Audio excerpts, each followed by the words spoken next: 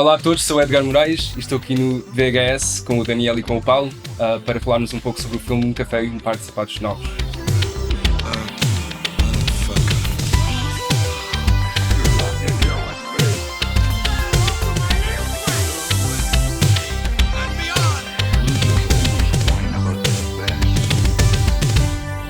Imagina que eras surdo e que, como uma espécie de piada maldosa do destino, irias progressivamente começar a perder a visão.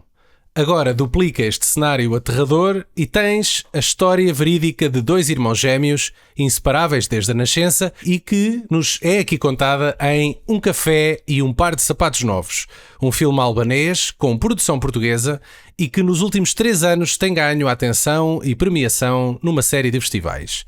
No elenco estão, muito apropriadamente, os gêmeos e atores portugueses Rafael e Edgar Moraes, recém-nomeados como dupla na categoria de melhor ator nos Globos de Ouro da SIC, que serão entregues em setembro. Mas melhor que isso é sabermos que um deles é convidado do VHS para nos contar tudo sobre este que é um dos filmes mais depressivos dos últimos tempos. Seja bem-vindo, Edgar Moraes. Tudo bem? Está tudo bem, obrigado. Olá, Edgar. Bem-vindo. Então o que é que aconteceu ao teu irmão? Era para ser também com o Rafael, mas ele cortou-se ao Eu também último pensava que ele era para vir, não faço ideia. Eu estava aqui, até alterei agora esta introdução à pressa porque tinha que dizer sejam bem-vindos, Manos Moraes, e tive que alterar isto no instantinho. Como eles são gêmeos, não é? Acabam por se representar também um ao outro. Daqui a um bocado diz que é o Rafael e nós acreditamos também. Exatamente. sai da câmara, volta a entrar com bigode, sou o Rafael, e nós acreditamos.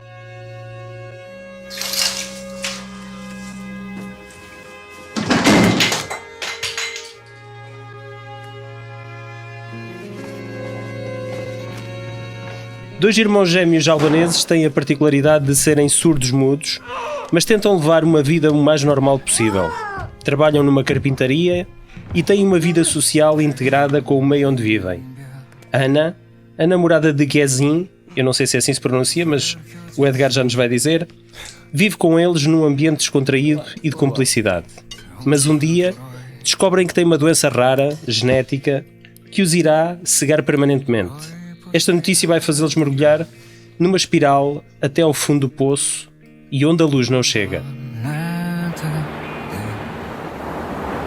Bem, este filme é uma produção de 2002 entre a Albânia, Grécia e Kosovo. 2022, calma, não é assim tão antigo. Mas 2022, assim. Peço desculpa. Então entre a Albânia, Grécia, Kosovo e Portugal, mas só estreou entre nós no Halloween do ano passado. Eia. Edgar, tu achas que a escolha desta data de estreia do filme por cá prejudicou de alguma forma a recepção do filme nas salas? A nível de filmes independentes em Portugal é sempre, a expectativa é um pouco infeliz para qualquer filme que seja, em que os números são sempre muito reduzidos, especialmente mesmo comparando com o resto da Europa. Por isso não é que, eu acho que ninguém estava à espera que fosse um sucesso de bilheteira, porque infelizmente não é o caso com a maior parte dos filmes independentes. Em todo o lado, mas particularmente em Portugal também. O facto de ter estreado no Halloween prejudicou a venda de bilhetes ou não faço ideia. Sim, mas eu não acredito que eles estejam a tentar ir buscar o mesmo público que vai ver um filme de Halloween para ver este, não é? Portanto, olha, como é que vocês se cruzaram aqui com um realizador albanês, que é o Gentian Kossi, não sei se é assim que se pronuncia. Assim que me foi sugerido este filme para falar com vocês, eu fui pesquisá-lo e assustei-me logo com o título que aparece no IMDb, porque aquilo está escrito em qualquer coisa que não é o título, e eu assim, caramba. E eu honestamente não me lembro se alguma vez vi um filme albanês. Sim, eu também não tinha. Foi a primeira vez que vi um filme da Albânia, foi exatamente o primeiro filme do Gentian. Eles têm uma indústria de cinema muito pequena também, ainda mais pequena que Portugal. Mas comecei a descobrir o cinema da Albânia com o Gentian, exatamente. Tu viste o Daybreak, que foi o filme anterior que ele fez? Sim. Também um drama familiar, sim, que recebeu boas críticas. Sim. Foi uma das razões que fez com que eu tivesse interesse em trabalhar com o Gentian. Na altura em que fomos contactados, o Gentian disse-nos que tinha contactado já vários irmãos gêmeos. Ele fez castings pelo mundo fora, atores dos Estados Unidos, da França, da Espanha, e ele estava a ter dificuldade em encontrar as pessoas certas, e fizemos uma take inicial em casa E a partir daí o Gaten começou a ficar mais interessado e convenceu-nos a fazer o filme, e a mim convenceu com o trabalho dele. Não só o guião, que na altura quando li o guião fiquei apaixonado pelo guião, estava muito bem escrito e pelas personagens, e é raro ter uma proposta para fazer de gêmeos em que seja validada. É algo que eu sempre fiz distinção, porque aparecem-nos de vez em quando ofertas para fazer papel de gêmeos, como é natural, mas nem todos têm. E novelas da TVI, não? Também, coisas desse género. Yeah. Eu percebo, há uma atração natural do espectador e também de realizadores por explorar a ideia do que é ser gêmeo e ter um irmão gêmeo, mas neste caso acho que foi diferente no sentido em que as personagens estão mesmo muito conectadas, de uma forma que não é formulaica, que é mesmo emocional, e é extremamente raro. Foi a primeira vez que aconteceu. Quando recebemos o contacto, o Gaten mandou uma mensagem ao Rafael porque encontrou no Facebook a página dele, e eu na altura fiquei um pouco relutante em sequer ler o guião e em seguir à frente, porque já estava à espera que fosse algo um pouco mais do que estou habituado a receber, mas não foi o caso. Fiquei muito feliz, e o Daybreak foi parte da razão pela qual fiquei interessado. Yeah. Vocês, de alguma forma, a vossa relação a nível pessoal como irmãos, vocês identificam-se de alguma forma com estas personagens que vocês estavam a interpretar? A vossa relação é de alguma forma assim tão próxima ou é completamente diferente? Ele agora, há aqui alguma conexão entre vocês? Rafael, um chato de caraças. Não, por acaso é muito, muito diferente. Sim, não temos a conexão que os personagens têm de forma tão pessoal e ligada. Foi algo que tivemos que explorar. Ajudou porque somos família, como é óbvio, é sempre uma conexão que vem desde que somos pequenos, familiar, mas a nível de conexão, da forma como o Gzim e o Agim têm no filme, não foi de todo algo que existisse. Teve que ser explorada e criada para as personagens. Eu estava a pensar, qual é a probabilidade de ter dois irmãos que ambos seguem a carreira de atores? É coincidência ou um arrastou o outro? Como é que foi entre vocês neste caso? É difícil saber. Eu sempre desde que muito pequeno que me lembro que gosto muito de cinema, não me lembro de ter existido um momento em que eu tivesse decidido ser ator ou trabalhar em cinema. Especificamente foi algo que aconteceu e que foi inevitável de certa forma. Não posso falar pelo meu irmão, mas acho que o interesse... Nós crescemos, nessa altura quando éramos mais novos, crescemos juntos, um pouco isolados do resto dos outros alunos da escola, basicamente até aos 14 anos, em que estávamos bastante isolados numa aldeia muito pequena no norte de Portugal, em que não tínhamos muitos amigos, e o nosso escape foi o cinema, foi a televisão. O cinema não, os filmes, mas vistos na televisão. Porque nem sequer havia cinema, como é óbvio, lá onde nós morávamos. Onde é que era? Perto do Fundão. Perto do Fundão, nos Três Povos. Uma aldeia com 200 pessoas, nem 150. Nem um videoclube sequer. Não, nem um videoclube. Nós o videoclube tínhamos que ir à Covilhã ou ao Fundão alugar. Mas então acho que foi uma coisa natural. Acho que sim, aconteceu de forma natural. Não sei quem é que começou. Olha, o filme começa por nos dizer que o argumento é baseado numa história verídica. Vocês conheceram estes gêmeos reais no qual se baseou a história? Ou vocês tiveram alguma interação? Ou houve aqui algum processo de pesquisa a esse nível? Não, de todo. Os gêmeos em que a história se baseia faleceram de eutanásia. Foi um dos primeiros casos de eutanásia assistida, de morte assistida de eutanásia. Teve bastante influência a nível legal, por esse motivo, que foi o primeiro caso um dos primeiros casos em que aceitaram fazer a morte assistida devido à situação.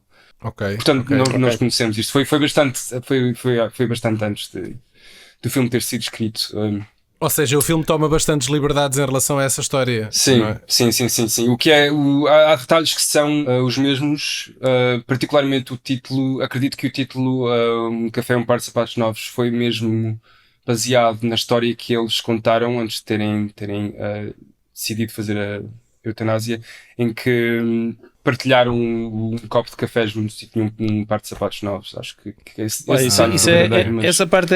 essa explicação é deliciosa, porque eu ia precisamente questionar-te qual era o significado do título, porque nós vemos o filme e começamos a pensar um café e um par de sapatos novos. Exato. Só não chega no final. Nós agora sabemos porque o estás a dizer. Sem Agora, querer ser spoiler, não é? A cena final tem ali um close-up dos sapatos e aquilo dá ali Sim, a ok, sensação que tudo explica bem. o título, mas sim, é uma ligação muito vaga, né? Qual é a importância do facto de ser um café e um par de sapatos novos? Partindo para o vosso trabalho como atores, o que é que envolveu prepararem-se para estes personagens? Vocês tiveram que aprender linguagem gestual em albanês? Fala-me nisso. Começámos aulas de linguagem gestual albanesa cerca de 9 meses antes de chegarmos à Albânia. Antes de irmos à Albânia. Isto foi tudo no tempo do Covid também. Por isso. ok, certo. Por isso tiveram Foi tudo muito feito tempo através- a se preparar em casa antes de lá chegar, é isso? Sim, exatamente. E tivemos também 2 ou 3 semanas de ensaios, ou um mês de ensaios. Mas sim, tivemos aulas de linguagem gestual com a Associação da Linguagem Gestual Albanesa, em que fizeram um trabalho fantástico e tiveram connosco presentes durante as filmagens também, que foi algo que foi extremamente importante, porque desde o princípio que era imperativo que esse aspecto fosse perfeito, e a ideia e foi sempre ter as pessoas da Albânia que são surdas e que falam e que usam a linguagem, poderem ir ao cinema e perceber o filme sem qualquer tipo de... Mas a linguagem, erro. já agora, eu julgava até que a linguagem gestual fosse uma coisa universal. Não, Não é? não, eu também pensei que fosse antes de ter Não, feito, eu acho que ter existem feito o filme. algumas palavras que são universais. Existem Agora cada país semelhanças, depois... Mas é uma chatice, porque repara, tu podias ter ficado com um skill, não é? Incrível. Pá, aprendias uma coisa nova que te ia ser útil em qualquer lado, e agora é tipo, sabes linguagem gestual? Fiz em albanês. É importante dizer que a linguagem gestual que aprendemos é apenas o que está no guião. Umas palavras consigo formular numa frase sim. ou conseguia, mas não, como é óbvio, 9 meses não é o tempo suficiente para aprender é como se fosse aprender uma língua, Claro. completamente nova. Claro. E tudo o que aprendemos foi... Não houve muito espaço para improvisação nas filmagens, por esse motivo também. Acho que também não foi muito o que o Gentin queria. O Gentin é um realizador que, pelo menos neste filme, tem um processo muito específico. A ideia do que ele quer já está muito definida, e, portanto, o espaço, se houve algum espaço para improvisação que aconteceu, foi tudo nos ensaios antes de começarmos a filmar. Por esse motivo também. Portanto, eu gostava de poder... aprender. Aliás, eu acho que era importante se a linguagem gestual de cada país fosse obrigatória, pelo menos durante um período de tempo, quando somos mais novos, quando estamos na escola, para facilitar tudo um pouco para as pessoas que precisam de comunicar dessa forma. Eu acho que seria melhor para eles se toda a gente tivesse pelo menos uma noção do que é a língua, e se pudessem comunicar um pouco dessa forma. Acho que seria importante. A rodagem foi só na Albânia ou vocês rodaram noutros países? Foi só na Albânia e no norte, mesmo ao pé da fronteira com o Kosovo, mas foi só na Albânia, sim, que filmámos. E quanto tempo é que vocês lá ficaram? Acho que 3 meses total. 3 meses? Acho E que sim. a cultura é muito diferente da portuguesa. Eu pergunto isto porquê? Porque eu vi algumas situações lá no filme, de convívio especialmente, e eu pensei, bem, isto podia ser uma taberna aqui numa aldeia em Portugal. Eles só falam de maneira diferente, mas tudo o resto poderia ser uma aldeia aqui em Estás a Portugal. lembrar um bocado aquele aspecto rural dos países de leste, não é? Sim. Que acaba sempre ser muito parecido connosco. Exatamente. Mas culturalmente são mais as coisas que nos aproximam ou há muito mais diferenças? Penso que a maior parte das diferenças está na cultura, no sentido em que as pessoas com quem nós lidámos no dia a dia, durante as filmagens, eram pessoas ligadas à arte. O que é um paralelo também como em Portugal. Eu acho que a ideia que deu para ter da cultura foi em que é como em Portugal, extremamente cultos, conhecem o cinema, literatura, e não houve assim diferenças que notasse. Dito isso, foi muito... O período das filmagens foi tão intenso que é difícil conseguir falar de uma forma geral de como é a população da Albânia, porque não tivemos oportunidade de nos alastrar muito para além do que era a equipa de filmagens e de onde estávamos a filmar. Foi uma experiência fabulosa, adoro a Albânia. Tirana foi incrível. Irei voltar lá porque fiz imensos amigos lá e eu acho que a cidade é lindíssima e recomendo vivamente. Espero que em breve possa juntar-se à União Europeia.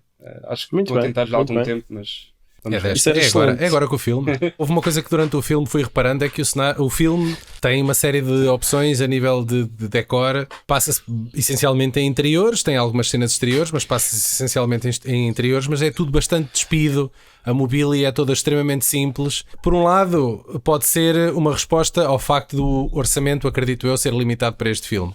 Por outro, pareceu-me que era uma opção estilística. Consegues responder a esta pergunta? Acredito que tenha sido mais uma escolha pessoal a nível do argumento e da história pela parte do Gentian do que financeiro, porque a casa onde filmámos, ou o apartamento onde filmámos, foi mesmo antes de terem demolido o apartamento todo, o edifício, e o Gentian falou com os donos e conseguiu até adiar um pouco a demolição do edifício, que iam fazer renovações. Portanto, o interior foi todo completamente construído, renovado para as filmagens.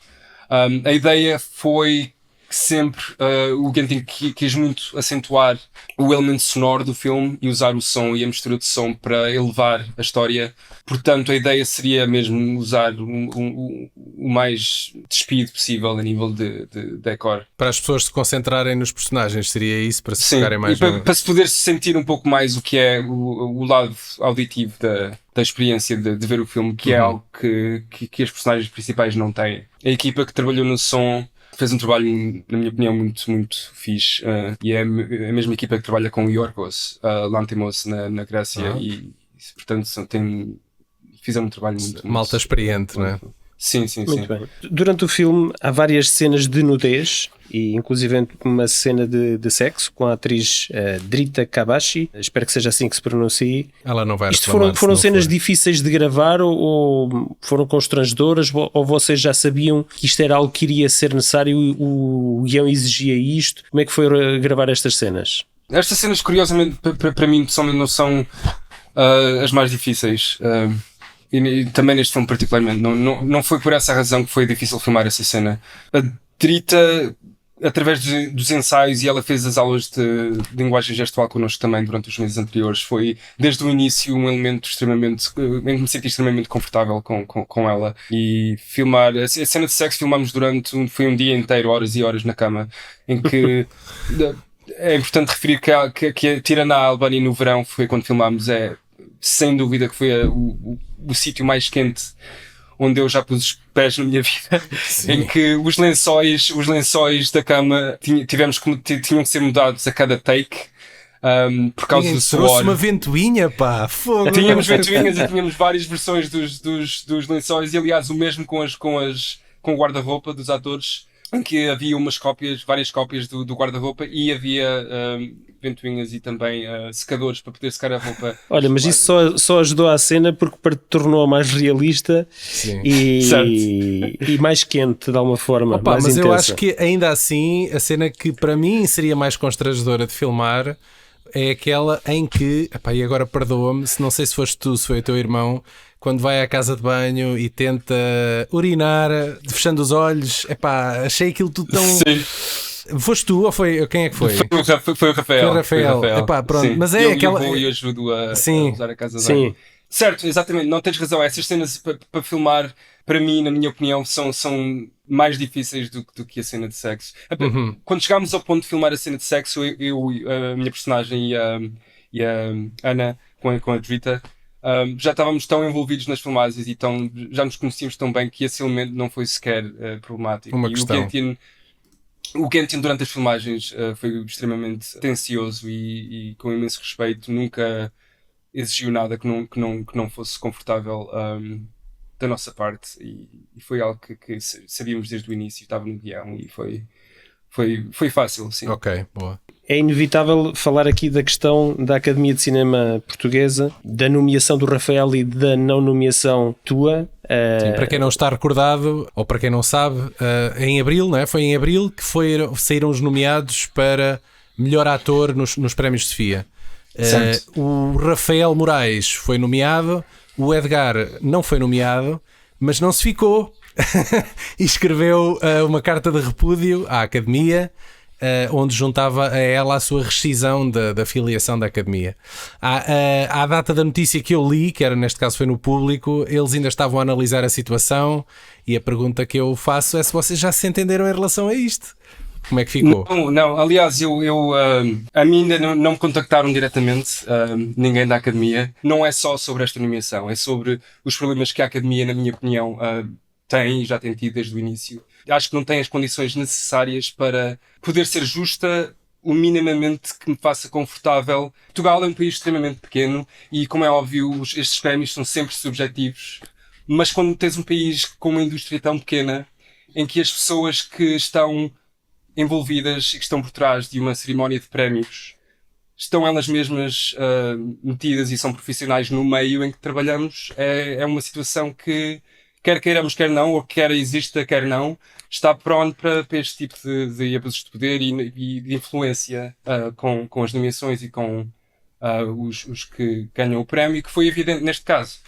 Esta situação com a nomeação aconteceu com outro par de atrizes gêmeas no passado, em que a Academia acabou por retificar a situação e admitir o erro, mas não houve qualquer tipo de investigação. Porque é que se assim então estão a admitir que deviam ter nomeado as duas e que foi um erro porque estão indistinguíveis ou que não estão distinguíveis o suficiente para garantir um voto que seja completamente seguro, porque como é que 3 ou 4 anos depois há um cenário... E volta a acontecer e não houve uma investigação? Porque é que uma foi nomeada e não a outra, quando ficou provado que, afinal de contas, as nomeações não são baseadas no mérito, somente. São baseadas por outros motivos. Para mim próprio, para eu me sentir confortável fazer parte da Academia ou de qualquer outra associação que seja, eu acho que tenho que me sentir minimamente seguro e confortável em saber que os meus princípios estão a ser encontrados, e neste caso eu acho que é óbvio que não foi o caso. Eu espero que...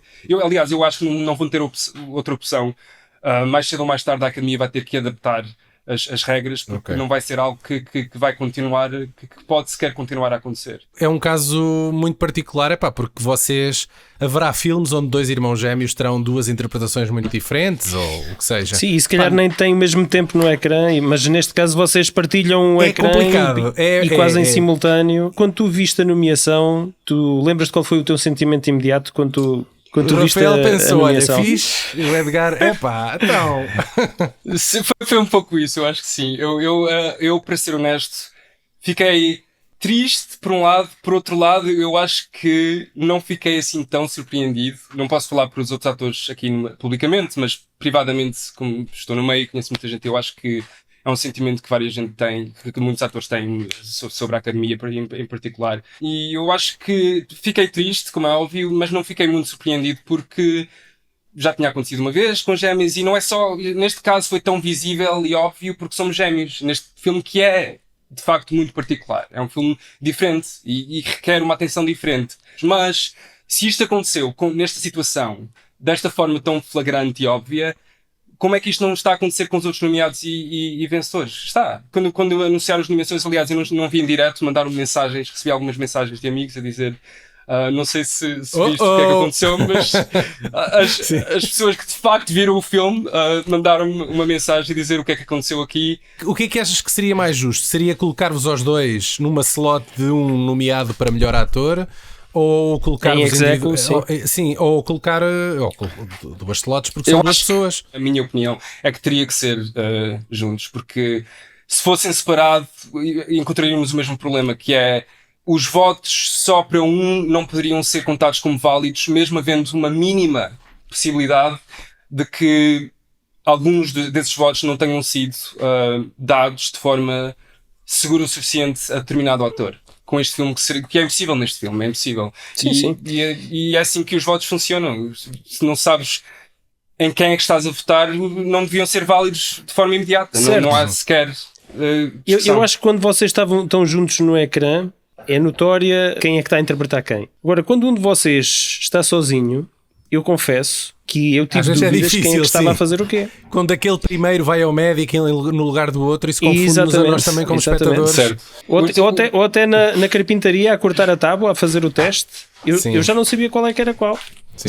Certo. Isso foi um sentimento que aliás, no Letterboxd e até nas críticas da Screen Daily Variety, eles mencionam o facto de que é verdade, isto, desde o início foi decidido que o Plugentian, o realizador e escritor, que iria usar, não só usar, mas ele acentuou com a maquilhagem que usou e o corte de cabelo, o facto de sermos gêmeos e o facto de sermos parecidos como mecanismo para de facto confundir ainda mais o espectador. Quero aqui lembrar que os Globos de Ouro da SIC não cometeram o mesmo lapso e fizeram uma coisa que eu acho que não tem precedente, pelo menos nesta premiação, nem mesmo nos Oscars ou noutra premiação. Não me lembro se isto alguma vez aconteceu assim desta maneira, mas facto é que Edgar e Rafael Moraes estão nomeados para melhor ator precisamente com este filme. Estão a concorrer contra o Gonçalo Waddington no filme Grand Tour, o João Pedro Vaz no filme Os Papéis do Inglês, o Miguel Borges também no mesmo filme, Os Papéis do Inglês, e finalmente o Miguel Loureiro no filme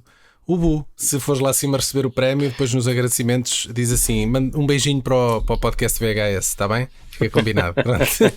Tá bem. Se não me mandarem sair, se demorar muito tempo a dizer obrigado, eu vou tentando. Se te lembrares de metade das pessoas a quem queres agradecer. Ou então eu pisco o olho, já sabem que é para vocês. Boa, é isso mesmo. Okay, é isso mesmo. Eu estava a percorrer a tua filmografia no IMDb e vi que tu entraste no Good Time, num pequeníssimo papel. Nisso. Que entraste no Good Time dos irmãos Safdie. Como é que isso veio a acontecer? Conheço uma das casting directors, Eleanor Hendricks, de Nova York, onde morei durante vários anos, e ela estava à procura, contactou-me a mim e ao meu colega Luke, na altura que morávamos juntos, porque estavam a precisar de atores para o novo filme dos Safdies. Eu já era fã deles desde o Heaven Knows What, que é um filme lindíssimo, brutal. Sim, as nossas cenas acabaram por ser cortadas. Fizemos uma montagem na parte em que Arcade Guy, é assim que estás acreditado, é Arcade Guy. Foi uma montagem que fizeram quando ele toma os cogumelos ou droga, o que é a personagem, e está no arcade e na sala de arcade, sim. Com a Ferry Wheel e não sei o quê. Mas foi fixe, já conheci os Safdies na altura e conheci também depois disso, já tive com eles e admiro-os imenso. Foi uma experiência muito fixe poder estar no set com eles e mesmo tendo as cenas cortadas foi uma experiência. Eu já contei isto no podcast, isto foi em 2010 que eles estiveram no Indie Lisboa, ganharam o Indie Lisboa nesse ano com o filme que era o Daddy Long Legs. E depois nessa noite houve um encontro de pessoas que tinham ido ao Indie Lisboa e tudo mais no Lux. E eu estive lá com eles depois à noite e estive a conversar. Mas eles na altura eram uns ilustres desconhecidos. Entretanto, flash forward uns 6 ou 7 anos, quando eles voltam a aparecer com este filme e depois a seguir com o Hidden Gems, não é? Com o Adam Sandler. Uncut Gems, não é Hidden Gems. E eu, espera lá. Quando eu conheço estes gajos, eu estive com eles em Portugal quando eles tiveram esse filme, julgo que foi a primeira longa deles e que ganhou logo o grande prémio do Indie Lisboa. Com o filme Good Time, parece que pelos atores que tinham no filme, dá a ideia que íamos chegar ao set e que ia ser uma cena muito maior do que realmente foi. Foi muito fixe estar a ver que eles próprios operam o equipamento e quando têm que fazer boom, fazem boom e não... Agora se calhar já não. Que é um pouco o meu trabalho. Agora se calhar já não, é possível que agora já não, mas quando é preciso, Vamos falar de gêmeos no cinema. Esta coisa de usar gêmeos no cinema é uma estratégia comum. Por exemplo, quando se trata de crianças ou bebés, para que se possa repartir o tempo à frente das câmaras, ou para, por exemplo, um ator puxar os galões da sua versatilidade, interpretando 2 papéis pelo preço de um. Mas não são esses que hoje nos interessam. Em homenagem aqui ao Edgar e ao Rafael, que não está cá, queremos gêmeos a sério, presentes no mesmo filme. The Shining, de 1980. As pequenas Alexa e Alexi Grady estão no ecrã apenas por uns breves segundos ao fundo do corredor, mas o impacto é tão grande que ainda hoje atormentam os pesadelos dos fãs de Kubrick. Depois, na saga Harry Potter, o mundo viu crescer James e Oliver Phelps como Fred e George durante toda a saga de Harry Potter, como os irmãos mais velhos de Ron Weasley. 2 papéis secundários interpretados por 2 atores que participaram e ganharam o casting sem qualquer experiência. A seguir, It Takes Two, de 1995. As duas gêmeas mais famosas da década de 90. As irmãs Olsen. É isso. Mary Kate exatamente. e Ashley Olsen fizeram carreira com um irreverente duo dinâmico em Sarilhos com as Gêmeas de 1995, e depois disso foi só somar-se filmes e séries para o público juvenil. É verdade, aliás, elas tinham uma das maiores fortunas de Hollywood, ainda até a adolescência, só a fazer estes filmes de gêmeas. E curiosamente elas fartaram-se da exposição e hoje em dia não aparece a imagem em filme nenhum. Fartaram-se e a irmã mais da nova. exposição, ou o público é que se fartou daquela fórmula, também pode ter sido. Eu acho que elas foi uma opção delas mesmo. E curiosamente a irmã mais nova delas hoje é uma a mais velha, super heroína da Marvel, não é? Como é que ela se chama? Olsen. Elizabeth Olsen, sim. Yeah. É verdade. É isso mesmo, sim. Acabou por ter uma carreira mais notória. Mas olhando para o IMDb e vendo os filmes das outras duas pequenas gêmeas, eu acho que elas tinham muita coisa. Eu acho que elas decidiram deixar a indústria para se dedicar à moda.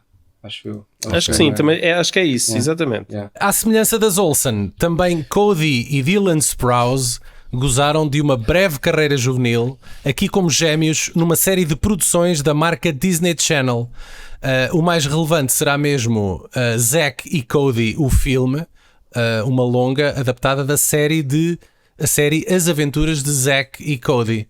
Vocês de certeza que já viram estes dois, eram dois putos que tinham assim um cabelo louro. De facto, o nome não é estranho, não. Eu conheço-os da internet, do TikTok, acho eu, qualquer coisa assim. Mas agora, já como adultos, com certeza, porque eles... Como adultos, sim. Como pequenos não conhecia. Eu não via Disney Channel quando era pequeno. Pois eu também não, mas... eu estava muito ocupado com os filmes do Gaspar Noé, isso. Claro. Muito bem. Mas eu lembro-me que um deles teve-me uma bronca na altura, porque teve uma sextape e uma cena. Quando eles entraram na vida adulta, aquilo não correu bem, aquilo tremeu, o barco tremeu. Eu acho que isso costuma acontecer. Aliás, há vários exemplos de atores que trabalharam com a Disney Channel que... Sim. Tiveram o seu período negro, né? Sim. E a Disney gosta definitivamente desta fórmula de ver pessoas a dobrar, porque produziu ainda, em 2005, um filme chamado Twitches, O Poder das Gêmeas, que é uma dupla juvenil de bruxas interpretada por Tia e Tamera Mowry, que, pasmem-se, teve direito a uma sequela 2 anos depois. Para preencher tempo de antena nos canais da Disney não me... parece muito estranho. Não te espanta. Mais uma breve presença de 2 irmãos gêmeos, mas icónica. São eles o Neil e Adrian Raymond, que interpretam uma dupla de capangas pálidos e de rastas. Estás a ver que filme é, Matrix. Paulo? No Matrix sim, Reloaded. Matrix Reloaded. Matrix Reloaded, sim. Não é nos Matrix, é que é só no 2. Porque eles não sei, eles não têm uma breve aparição no 3? Não. É só no 2? E é curioso porque eles, quando apareceram, eram favoritos os fãs ficaram interessados nestes 2 personagens. Muito por culpa do visual deles, mas eles depois tiveram uma morte precoce, morrem na cena da autoestrada e depois não voltam a aparecer mais. Morrem ou desaparecem, certo. Não sabemos. Sim, foi na cena da explosão, não é? Foi na cena da explosão. E mesmo a carreira deles dois, eles acho que eram atores que dominavam também artes marciais e depois do filme nunca mais fizeram nada de especial, desapareceram. A seguir tenho aqui o Twin Falls, Idaho, um filme de 1999 e a única dupla de gêmeos siameses, interpretada por 2 gêmeos não siameses e que também realizam este filme, que em português chama-se Vida Comum, e é um drama independente sobre 2 gêmeos ligados com 2 personalidades diferentes. Alguém viu isto? Não? Não. E a seguir vamos então para o último que eu tenho aqui na lista, que é um filme de 2014, austríaco, um filme de terror austríaco chamado Good Night Mommy, no título internacional, e foi um filme que deu o que falar, onde os pequenos Elias e Lucas Schwartz interpretam uma dupla de gêmeos que se mudam para uma isolada casa com a sua mãe. O problema é que ambos desconfiam que ela não é quem diz ser. E mais recentemente fizeram um remake desta série. Eu não acredito que tu te esqueceste dos irmãos culturistas. Pois foi, pá, é verdade. Mas lembra-me tu, o David Paul e o Peter Paul. Como é que aquilo se chamava? Eram os não era Gladiators? Era da New Gladiators. Eles fizeram vários filmes. Eles fizeram Os Bárbaros, em 87, do Ruggero Deodato. The Barbarians. Fizeram o Double Trouble, fizeram o Twin Sisters. Eles fizeram ali na altura do mercado de vídeo, do videoclube, em finais dos anos 80 e princípio dos anos 90, eles tinham imensos filmes também de dupla de gêmeos no ecrã. Olha, Edgar, esquecemos algum assim importante que te estejas a lembrar? Que tu te lembres? Há os irmãos Treadaway de Londres, mas eu acho que eles também não trabalham juntos muito, particularmente. É o Harry Treadaway, que está no Control. Harry Treadaway entrou no Sim. Honeymoon, City of Ember, ok. Eu a fazer esta lista e quando pesquisava no Google, o que acontece muito é ver atores que interpretam gêmeos. Exato. É um estratagema de Hollywood. Ainda agora aconteceu com este filme Sinners, não é? É Sinners. Ainda não vi. O Sinners, sim, em que o Michael B. Jordan interpreta os dois irmãos. Sim, só estão a pagar um salário a um deles e não estão a pagar a dois gêmeos, mas pronto. Eu acho que ele ganhou de dobrar, de certeza. Agora, como prémio de consolação, eu acho que nós também deveríamos mencionar o Exterminador Implacável 2, porque tem duas parelhas de gêmeos também a trabalharem. Sim, mas não é o mesmo. Fazem os dois o mesmo personagem, certo? O mesmo personagem. Tu tens um faz de duplo do outro.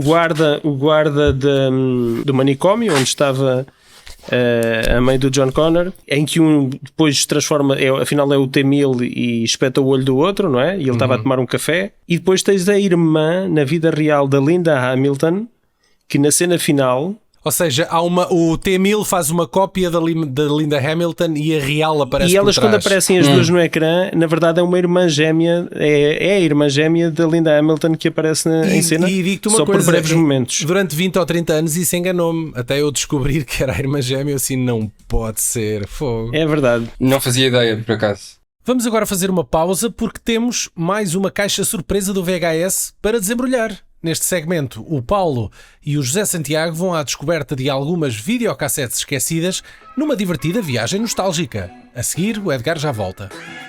Olá amigos, bem-vindos a mais um unboxing da caixa surpresa do VHS. Novamente comigo, a surpresa é estar cá o José Santiago novamente.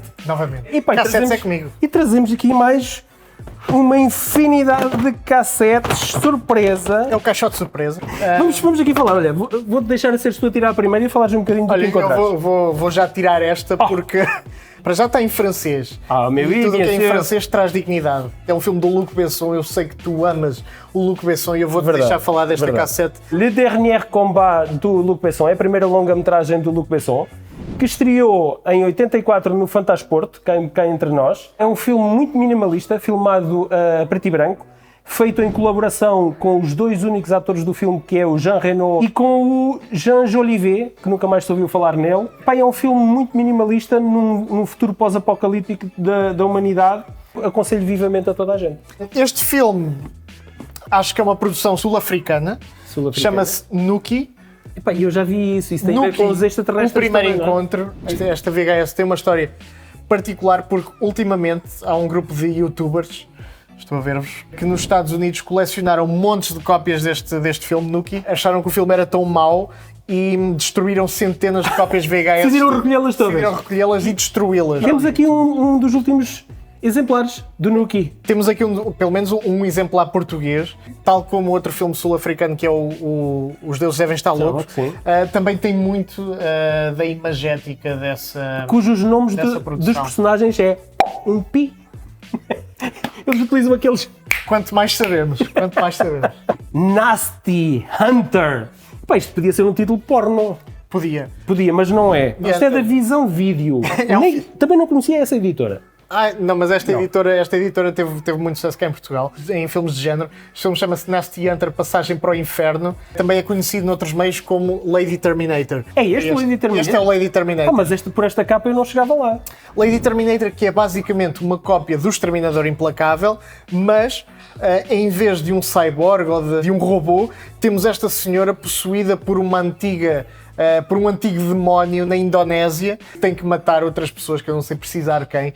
Tudo aquilo que acontece é muito parecido com o que acontece também no Terminator, desde linhas como Get to the Chopper ou I'll Be Back. Temos isso tudo aqui neste Hunter. E também aquele filme do Godfrey Ho, do Robocop, o Robo Vampire. Robo Vampire. Um filme muito querido meu, que contribuiu muito para a minha emancipação masculina. Não há emancipação masculina, mas há O descoberta masculina. Emanuel, com a Sílvia Cristel. E que foi alvo de 2 episódios do VHS. E este cadeirão, este mítico cadeirão, não é? Essa cadeira que eu já vi à venda na Kinda Home E e eu estive sentado numa... E Kinda que queria há pouco comprar. tempo. Há pouco tempo. Vai estar a aparecer agora, só para que saiba.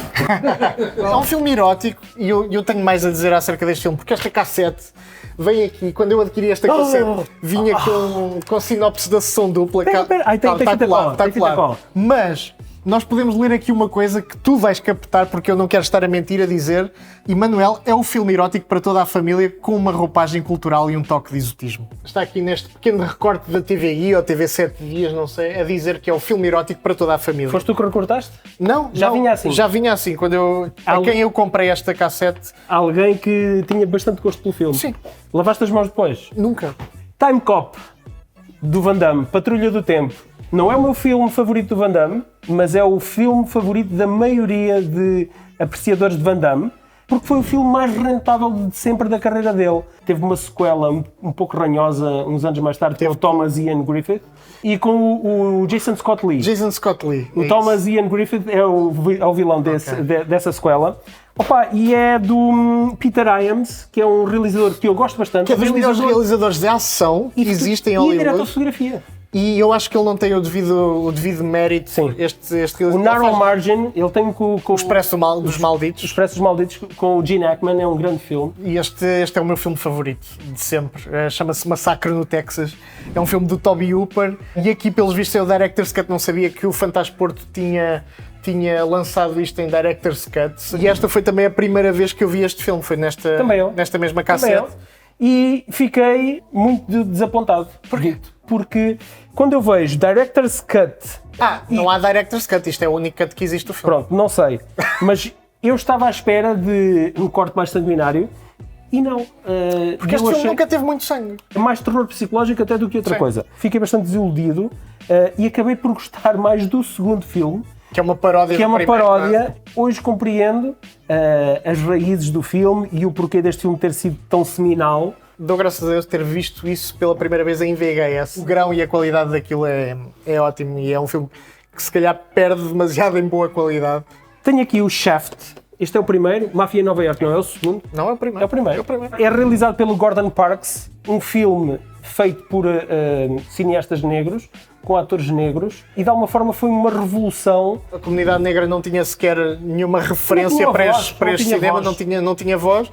E aqui encontramos alguém com quem se podiam relacionar, alguém que estava nos meandros da sociedade onde eles também estavam. E é um filme cheio de entretenimento. Este filme é super divertido, continua ainda a ter o poder que tinha antes. Eu não gosto muito do terceiro, que é o Shaft em África, mas é um marco na história do cinema. Este filme chama-se Psycho 4, O Começo, e se é o começo, então não há razão nenhuma para ter aqui o Anthony Perkins na capa. Não sei, nunca vi, mas aparentemente custava de 300 escudos.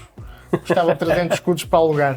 Vou tirar um dos meus favoritos do David Cronenberg, que é o Scanners, com o Michael Ironside num dos papéis principais. Opa, e que papelaço que o Michael Ironside faz neste filme. E confesso que na altura, quando vi este filme pela primeira vez, foi mesmo marcante. Tua cabeça explodiu. Mesmo.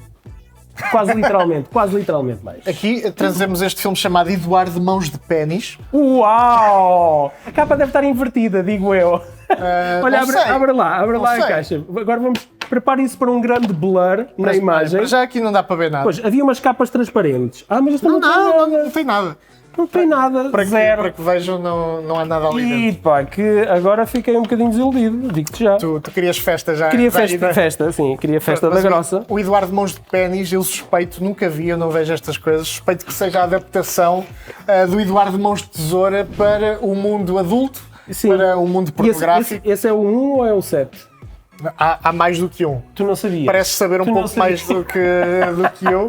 Não tem Johnny Depp, não tem essas estrelas, não tem o Vincent Price, de certeza, mas terá outras estrelas em ascensão a ascender. Muito bem. Hulk Hogan. Hulk Hogan luta sem barreiras, no holds Old barred. Nose Bard, claro. Tinham que tornar o Hulk Hogan num herói de Hollywood, à semelhança do que agora é o Batista e o The Rock. E fala-nos então deste lutador de wrestling. O wrestling é tratado como um desporto normal, ou seja, onde as coisas não são combinadas, como é óbvio. E o Hulk Hogan tem que lutar contra um tipo que se chama Zeus. E este filme só existe porque, na altura, o Hulk Hogan já tinha entrado muito contra a vontade do Vince McMahon no Rocky 3, e o Vince McMahon tinha receio que o Hulk Hogan saísse da WWF, na altura, e fosse enverdar-se por uma carreira no cinema. E isto foi uma estratégia para o manter ligado à WWF. Se calhar vamos àquela pergunta da praxe. Perguntar ao Edgar o que é que ele anda a fazer agora. Então, estou a montar uma longa-metragem de ficção que filmei em Portugal, na aldeia onde cresci, os Três Povos. Estou agora a finalizar a montagem, devo ter mais umas semanas até ter Final Cut. Como é que se vai Isso chamar? É uma produção já tem nacional nome? e é para estrear em Portugal, certo? Ainda não sei onde é que vai estrear, se irá fazer festivais, não sei exatamente quais ainda, depende de quando acabarmos e do timing. Mas sim, é em português, esse filme é uma produção portuguesa, entre eu como ator, entre a Anabela Moreira, Rita Blanco, Lourdes Norberto e Mas ainda Joana não disseste o Ruela, nome, já tem nome? Ainda estamos a decidir. Então é por esta isso é que, que não. aparece aqui no IMDb como Untitled Tínhamos Project, é isto? Ai não! Exato. Não pode ser, ou pode. Não, porque deve aparecer como Tu Acima de Tudo e o Bavola, acho eu. Mas isso não, acho que ainda estamos é a decidir por temporário. isso. Temporário, ok. Sim. E o outro que estou a montar é um documentário que comecei a filmar em 2014 sobre um grupo de amigos de Los Angeles que tem uma banda e que se mudam para Paris, e é assim um filme maluco, mas que está a dar muito gozo, e assim ainda não sei exatamente quando é que estará finalizado, porque como é um documentário, há coisas que... É feito a partir de várias gravações ao longo dos anos, basicamente. Ao longo dos anos, exatamente, sim, desde 2014. Houve tanta coisa que foi acontecendo ao longo dos tempos, decidimos que era importante continuar a filmar, e até agora acho que é o que tem acontecido. Isso quase parece o projeto Linklater lá sobre o... É um bocado, é? sim. Como é que se chama? E abrange... Como é que se chama? O Boyhood. Boyhood, é isso, Boyhood, sim. Não, Alguém sim, se casou houve- e divorciou durante este tempo ou ainda não? Sem dúvida, sim. Houve bebés que nasceram, houve casamentos, houve mortes. Sim. É a vida a acontecer, não é? Aconteceu tudo um pouco. Aconteceu tudo um pouco. Opa, estou com muita expectativa em relação a isso, digo-te já, Sim. porque isso, só por essas referências que estás a dar, pá, há muito sumo Sim. para contar, de histórias para contar, não é? Pronto, olha Edgar, muito obrigado pela tua companhia, foi muito fixe. Sim. Obrigado eu. Sim. Olha, e vamos ficar aqui atentos ao teu trabalho e teremos muito gosto em te convidar novamente quando tu Quando tiveres desses alguns filhos desses nascer. trabalhos. Exatamente. Exato. Será um prazer. Teremos muito sem gosto em dúvida. ter-te cá novamente. Obrigado pelo convite, e foi muito fixe falar sobre o filme, e obrigado pelo trabalho que fazem. E boa sorte agora em setembro, caraças. Obrigado. Exatamente. Para os Globos de Ouro. Obrigado. Correu Agora tudo como bem. foste o único nomeado que nós convidámos, é por ti que estamos a torcer, como é óbvio, por ti e por teu irmão. Obrigado. E ficamos Obrigado. a aguardar aquele Obrigado. piscar de olho, é? Isso. Combinado. Nós por aqui vamos cortar no whisky antes dos podcasts porque andamos a ver tudo em duplicado e vamos passar a usar LSD porque é a única forma de vermos o Triplets com o Danny DeVito e o Schwarzenegger. Bebam a vossa local matinal, façam exercício regularmente e sigam-nos nos locais habituais.